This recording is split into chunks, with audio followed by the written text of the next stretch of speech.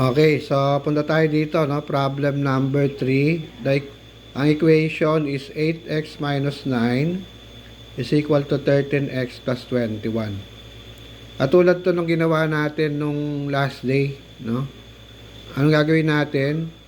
Pagsasama-samahin natin, ililipat natin, and pagsasama-samahin natin yung magkakapareho. Etong 8x, di ba? Similar siya with 13x. Pareho silang may variable na x. Ito namang negative 9, similar with positive 21. So, ang gagawin natin dyan, maglilipat tayo pagsasama-samahin natin yung magkakapareho. Okay, itong 13x, isasama natin dito sa 8x. Ililipat natin. That is positive. Pag nilipat natin sa kabila, what will become of the sign? Magiging negative. Okay? Ito naman, negative 9, ililipat natin sa kabila, what will become? 21 yung naiwan, di ba? O, lilipat mo yung negative 9. What will become of negative 9? It will become positive.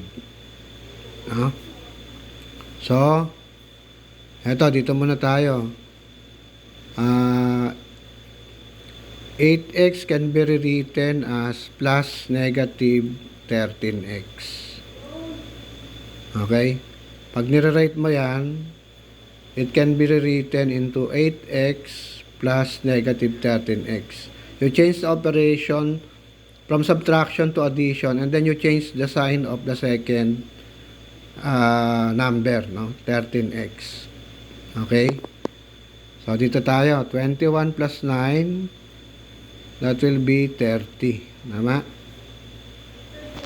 O, 30, di ba? O, dito tayo ngayon. Sabi natin, di ba?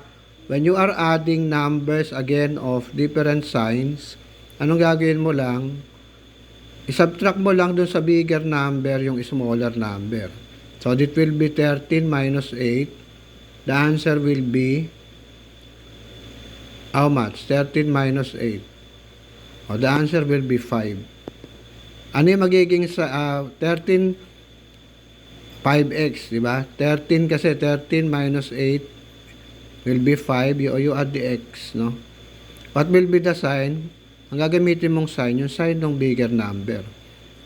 Ang bigger number dito is 13. Ang sign niya ay negative. So, ang magiging sagot mo rito is negative 5x, no? Is equal to 30, di ba?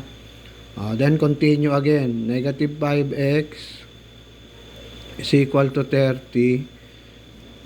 Eto, para ma-reduce natin yung negative 5x to positive x, divide mo by negative 5. Both sides, no? Negative 5. Okay? When you're dividing a negative number by a negative number, ang magiging answer mo is positive. Diba? Negative 5 divided by negative 5, 1, 1, x. Diba? Ito naman, no? 30 divided by negative 5. When you are dividing a positive number by negative number, ano magiging sagot mo? Negative. No? So, how many 5 are there in 30? 6. So, it will be negative 6. Okay? Ganun lang kadali. No?